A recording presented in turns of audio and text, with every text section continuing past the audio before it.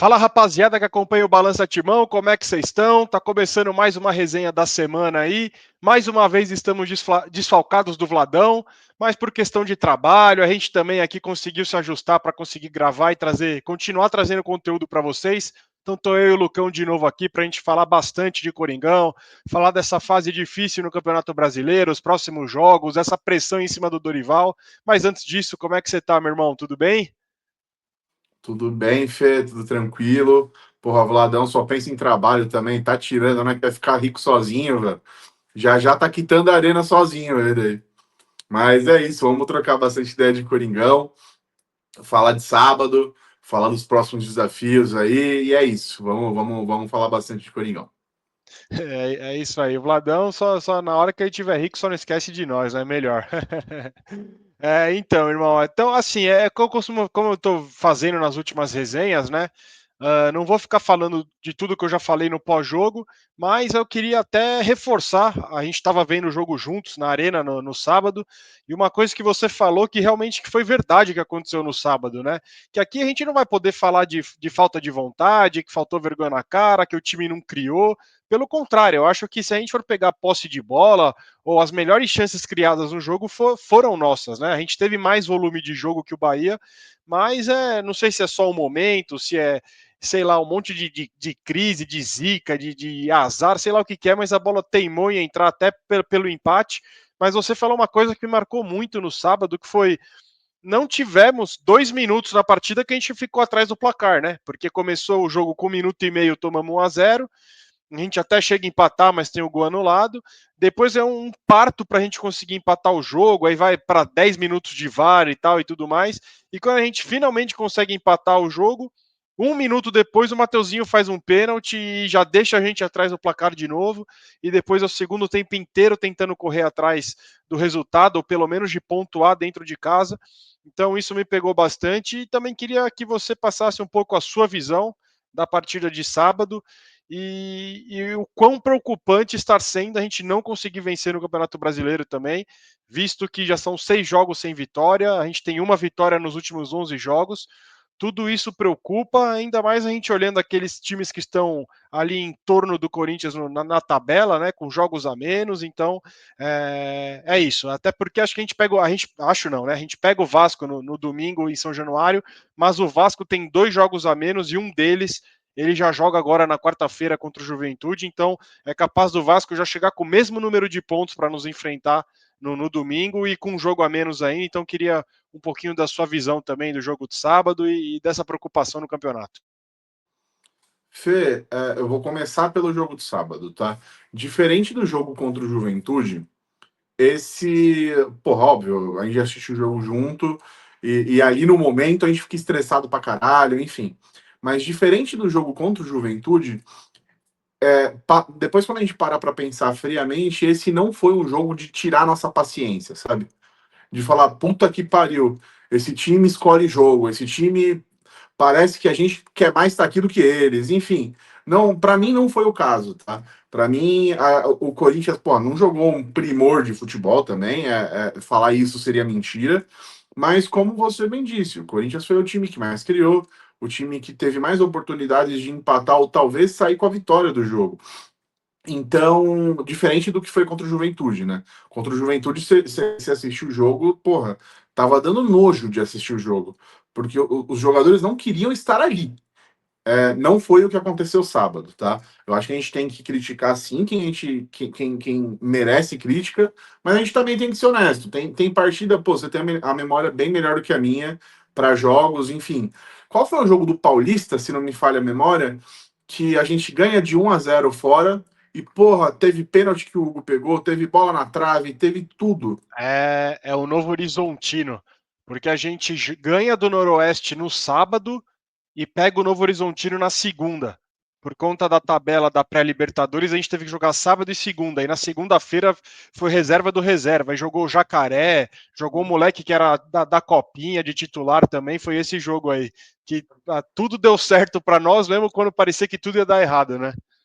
Exato. E aí a gente pode pegar um exemplo. Tem jogos que a gente não joga nada, mas, porra, é a nossa noite. tudo vai dar certo pra gente, como foi esse jogo.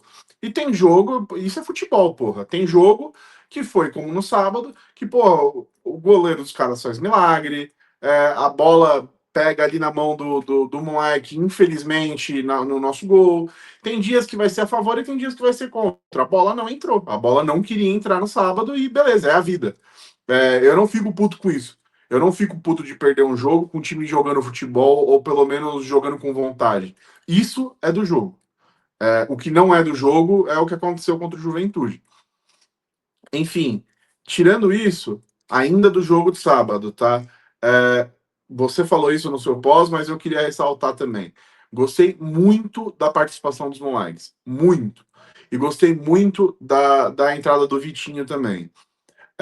Com as lesões que a gente está no time, acredito que essa era a nossa maior preocupação. Porra, a gente não tem quem colocar no ataque. O Thales, todo jogo que entra, essa tiriça. O Memphis e Yuri machucado. E o Romero tomou vermelho. Quem que vai entrar no ataque do Coringão? E, de coração, o ataque foi o menor dos nossos problemas no sábado. Os moleques entraram bem. E eu realmente gostei o futebol apresentado por eles. E a gente pecou pelo que a gente já vem pecando. Por pênalti idiota, por falha na zaga. Enfim, o que afundou o Corinthians, entre aspas, no sábado, é o que já vem nos afundando nas partidas normais. Não tô desesperado ainda, tá, Fê? E pretendo não ficar. Acho que tem bastante campeonato pela frente, tem muito time ruim. Eu acho que com o time principal ali que a gente tem, a gente tinha condições de brigar mais lá em cima, e pelo visto não é isso que vai acontecer, mas também acredito que o Corinthians não vai brigar lá embaixo. Vai ser um campeonato de novo de meio de tabela, um campeonato medíocre do Corinthians, e que a gente espera só não passar nervoso, com medo de cair, mas dado os outros times piores que o nosso que tem no campeonato, acho que isso não vai acontecer, tá bom? E me permita só entrar já num assunto sobre pressão de Dorival, tá? Eu acho, eu vou muito em linha, tá, com o que o Kaká disse no último vídeo dele, e que é o que a gente já vive falando aqui. Pô, o Corinthians tomou um gol mais uma vez no hino, como você gosta de dizer. 1 minuto e meio de partida já tava 1-0 para os caras. Que planejamento tático que resolve isso? Que você pode dar a pré-eleção que você quiser dentro do vestiário, você pode formatar ali o melhor dos esquemas táticos para o jogo, só que a partir do momento que você toma um gol com 1 minuto de partida, isso vai por água abaixo, velho. Beleza, o Coringão não abaixou a cabeça, jogou bola até empatar, mas, pô, dá uma puta de uma baqueada. E eu acho que é isso que não pode acontecer com o time. E isso, eu acho que que parte muito mais dos jogadores do que do técnico. Entende? Eu acho que, óbvio, não tô eximindo o Dorival de todas as culpas, não, tá? Mas eu acho que tem coisas que passa muito mais pelo jogador do que pelo técnico. Porra, a gente vai. Qualquer jogo fora que o Corinthians vai fazer, a gente tem a mesma preocupação. Pô, a gente tem que segurar pelo menos os 15 primeiros minutos. Que os 15 primeiros minutos são os 15 minutos de pressão ali do time mandante. A gente não tem isso. O jogo vai começar, os 15 primeiros minutos na nossa casa é de desespero nosso, porque é a gente que costuma tomar gol no começo do jogo. E isso que não pode acontecer. A gente não pode perder a força que o nosso estádio tem quando a gente está como mandante. Não, isso não, a gente não pode perder isso nunca, velho. E isso, infelizmente, eu vejo que vem se perdendo com o tempo. A gente tem medo de tomar gol no começo da partida no nosso estádio, independente do time. E isso eu acho que destrói com qualquer técnico ou com qualquer esquema tático, enfim, com qualquer coisa. Indo até em linha do que você falou um pouco antes de entrar na questão do Dorival, eu tô contigo que na questão do desespero, eu não tô desesperado, mas eu tô preocupado. Porque num comparativo do ano passado, foi nesse momento que a gente se reforçou, né? E a gente começou ali a ver jogos bons e o Corinthians mostrar uma certa evolução. Agora a gente está com o mesmo elenco, desfalcado, com transfer ban, com um problema financeiro mais agravado ainda. Então, eu não estou desesperado, confesso, mas eu estou preocupado. Mas eu estou na linha do que você disse. Acredito eu, vendo um pouco do que eu estou acompanhando do campeonato, que tem times que estão atrás de nós que dificilmente reverterão alguma situação. Acho, e acho que todo mundo pensa igual, que o esporte já foi. Acredito que Fortaleza e Juventude são fortíssimos candidatos a não conseguir sair da situação que se encontram e ficaria uma vaga. E essa é uma vaga talvez bem disputada entre nós, Santos, Vitória e outros. Pelo que eu estou vendo e pelos próximos jogos, apesar da gente ter jogos muito difíceis, o próximo jogo do Vitória, por exemplo, é o Flamengo no Maracanã. Então talvez já é mais uma rodada que, pô, se o Corinthians levar a sério, tentar vencer o Vasco em São Januário, já consegue se distanciar mais ainda lá de baixo. Então tudo passa pelo Corinthians ter a ciência e o famoso senso de urgência de que precisa ganhar. Não vai ser de qualquer jeito, é jogando bola. Mas tem que começar a jogar bola. Tô contigo e aí passa por tomada de decisão. É isso que eu queria falar, porque no sábado é tomada de decisão. O gol do começo do jogo, do Bahia, é o Gustavo Henrique dormindo com o Bidu dando posição legal, é o cara levando o Martínez marcando fofo, é o Hugo talvez um pouco frio, uma bola defensável, vendo o gol de novo, então, e depois que a gente consegue empatar o jogo, na hora que a arena começa a inflamar, o Mateuzinho faz um pênalti idiota. Começa como? O Ramalho tirando uma bola de qualquer jeito, não consegue disputar a bola, e o Mateuzinho vindo para terminar a burrada que o Ramalho fez. Então, é tomada de decisão. No momento que o cara tá levando para linha de fundo, só corre junto com o cara. Para que dar um carrinho desse? A gente acabou de empatar o jogo. Vira o primeiro tempo pelo menos 1-1 e vamos para o segundo tempo para tentar a virada. Enfim, tô contigo nessa. Já vamos puxar o assunto do Dorival então. Concordo com você. O Dorival é engraçado o que eu penso porque eu tenho opiniões contrárias para tentar justificar os dois pontos. Eu tô contigo no que você falou. Ele, desde quando ele chegou, ele fala de reforços que ele não teve. Ele teve várias lesões de jogadores e está tendo isso ainda. Mas, por outro lado, como é que esse mesmo elenco, vai, tirando o Memphis e. Eu nem acho que o Yuri jogou tudo isso contra o Palmeiras, tá? Inclusive perdeu um pênalti. Mas tirando o Memphis, Carrilho e tal, como é que o Corinthians corre tanto, se dedica tanto contra o Palmeiras e não consegue fazer com o Juventude, não consegue fazer com o Bahia em casa, não consegue fazer com o Fortaleza em casa? Inclusive o Fortaleza ele teve que colocar a cavalaria inteira no segundo tempo ali, na mexida do intervalo para o segundo tempo, porque toma um gol com 5 minutos jogando dentro de casa também contra o Fortaleza. Então, acho que ao mesmo tempo que a gente tem vários motivos para falar não é só o Dorival, a gente tem muitos argumentos para falar também é muito o Dorival, porque parece que a gente virou um deserto de ideias mesmo, mas estou contigo, não há treinamento, não há preleção, não há ideia de jogo que se sustente quando com 1 minuto de jogo você está perdendo a partida já, ou com 5 minutos de jogo você já tem que correr atrás do placar. O ritmo que você tem que colocar no jogo é totalmente outro. O outro time faz o gol e se fecha, tem tudo isso. Então, enfim, como eu falei, eu estou muito preocupado, não estou desesperado, mas agora onde eu queria entrar justamente para a gente falar um pouco é a nossa próxima sequência de jogos. Porque dos próximos 15 pontos que a gente vai disputar, ou seja, dos próximos 5 jogos, 3 a gente joga fora e 2 a gente joga em casa. Ou seja, dos 15 pontos, 6 a gente disputa em casa. E esses 6 que a gente disputa em casa é só Palmeiras e Flamengo. Só. Só. Dos próximos 5 jogos, a gente tem 2 em casa, sendo que esses 2 em casa é Palmeiras e Flamengo. Que parecem no Campeonato Brasileiro, parece que jogam melhor fora de casa do que em casa.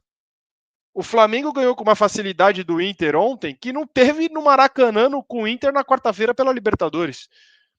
E o Palmeiras joga bem fora de casa, às vezes melhor do que joga no Allianz.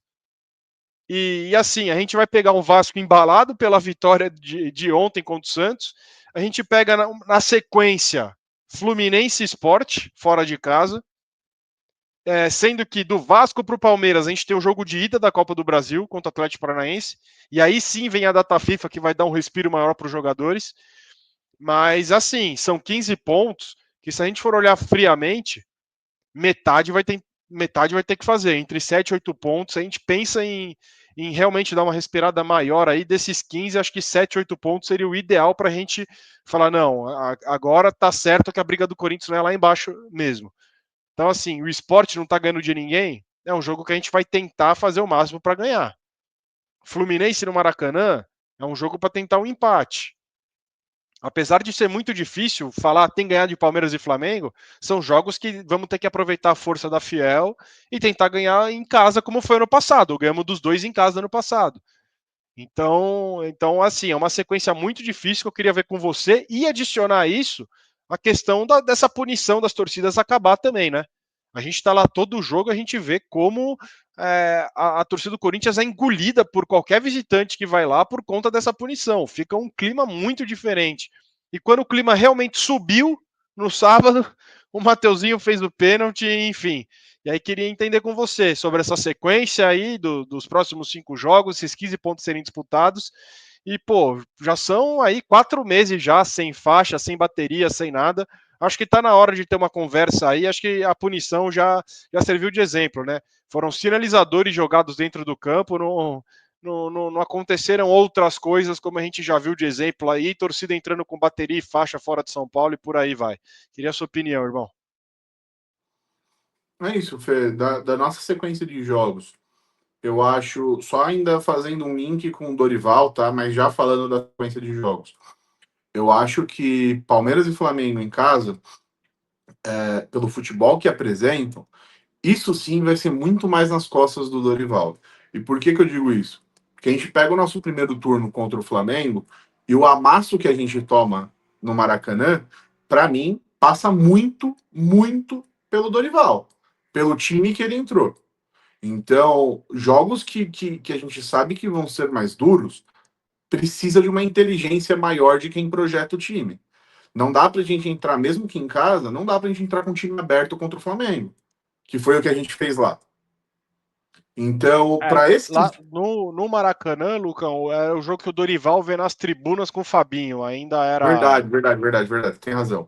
Ainda era interino comandando o time lá. O do Sub-20, Orlando Ribeiro. Perfeito, você tem razão, Fê.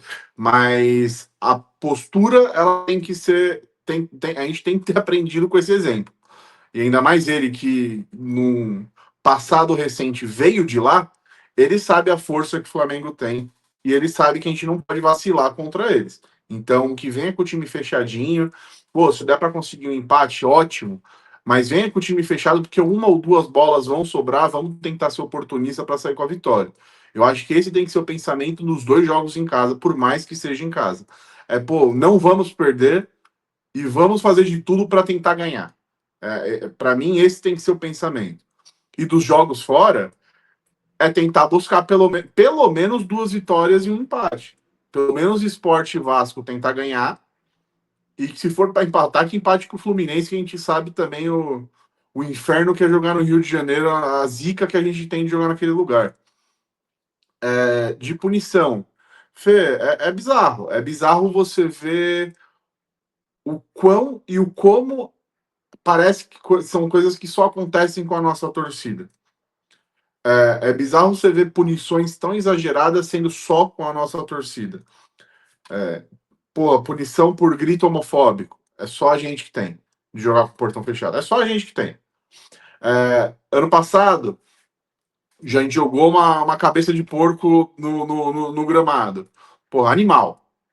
A gente sabe que não deve jogar coisas dentro de campo, mas pô, foi simbólico pra caralho, foi animal. No jogo seguinte contra os porcos, jogaram uma cacetada de cabeça de galinha também, não jogaram no campo? Não aconteceu nada, nada, irmão.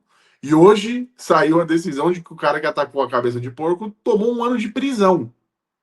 Então, você vê a disparidade de punição que acontece entre as torcidas, e, e é revoltante. Eu fico abismado e eu acho revoltante, de verdade. 1 ano de punição sem bateria, sem faixa, sem instrumento, sem nada, é bizarro, irmão. É bizarro, é simplesmente bizarro. E quando vaza mensagem do promotor que está cuidando disso, que é declaradamente porco, e zomba disso ainda para a nossa diretoria jurídica, e nada disso mudar, para mim é mais bizarro ainda. Então, sim, tá na hora. É só esse cara, é só esse não sei o que, Ribas, que cuida disso. Tira esse maluco daí, velho. Pede para ser julgado por um outro cara, pelo menos. Por um cara que seja imparcial, de fato, né? E sim, o Coringão precisa ir atrás, precisa lutar contra isso, porque a gente sabe que jogar em casa, a nossa força de jogar em casa é a torcida. E talvez a gente sinta muito mais um desfalque na torcida do que um desfalque dentro de campo. Porque a gente já presenciou diversas vezes a torcida virar jogo ali em Itaquera, no Pacaembu, enfim, aonde quer que seja. E a gente ter a torcida desfalcada, para mim, é o maior desfalque do Coringão, velho. O maior desfalque do Coringão. Acho que é isso, É, Fê. concordo, concordo. Passou da hora já. A final foi dia 27 de março. A gente está falando de 5 meses da final. Vai, o primeiro jogo que cumpriu essa punição é comecinho de abril, ali na semana seguinte, na Sul-Americana. Já são mais de 4 meses já. Já deu. Que exemplo quer mais dar? É sinalizador. Já foi, jogou no campo, tal. Já deu a punição. Beleza. Troca uma Até ideia parece que a aí. gente queimou alguém no ônibus, né? Exato. É bizarro, é bizarro. Mas enfim, é isso. Acho que para resenha para essa semana, para a gente falar, ainda mais uma semana sem jogo, uma semana longa, acho que a gente veio no timing certo para falar um pouco de sábado ainda, falar dessa sequência que a gente tem, essa pressão em cima do Dorival, porque ao mesmo tempo que a gente fala tem que trocar, ao mesmo tempo a gente também fala, mas não é só o cara, tem isso, tem aquilo, e é pressão em cima de Fabinho Soldado, então dias turbulentos, mas que a gente sabe mais do que ninguém que se o campo responder, tudo isso tende a dar uma acalmada muito grande, né? Então fica a nossa torcida para o campo conseguir dar um retorno bom para nós e que no domingo, se Deus quiser, a gente consiga voltar com os 3 pontos de São Januário, porque daria um alívio muito grande e uma confiança maior ainda para o jogo do Atlético Paranaense, para depois a gente pegar o Palmeiras na Neoquímica Arena no domingo, dia 31 também, e quem sabe tentar mais uma vitória, e aí para essa data FIFA um pouquinho mais calmo. Quero deixar de novo um abraço para o Vladão e para todo mundo que chegou até aqui, pediu de sempre, né? Deixar o like no vídeo aí, se inscrever no canal, compartilhar com amigos corintianos, e tamo junto, irmão. Obrigado de novo pela parceria, pela resenha. A gente gravou um podcast no sábado com a Teca e o Pichote da Arquibancada 85, os dois são da Arquibancada 85. Falamos um pouco de política também. Infelizmente, nessa parte da política, a gente teve algum probleminha técnico ali, mas que a gente vai tentar consertar. Já estamos falando internamente aqui, tentar uma outra saída para a gente priorizar o podcast só com a Teca e viabilizar uma saída diferente. A gente pede desculpa para vocês, mas no final vai dar tudo certo. A gente vai conseguir trocar essa ideia para trazer o conteúdo para vocês, beleza? Irmão, muito obrigado de novo e Vladão, um abraço. É isso, Fê. E só um último ponto aqui, velho. Não vamos nunca mais falar de joia da base aqui na nossa resenha, tá? Porque parece que tem gente que escuta a gente. É É isso, isso aí, irmão. mas Valeu pela parece que o resenha. Gui Amorim vai ficar. Exato. Valeu pela resenha, irmão. De novo, sempre bom trocar ideia de Coringão, sempre bom trocar ideia com você. Um abraço pro Vlad e vai Corinthians. Tamo junto, rapaziada. Valeu, vai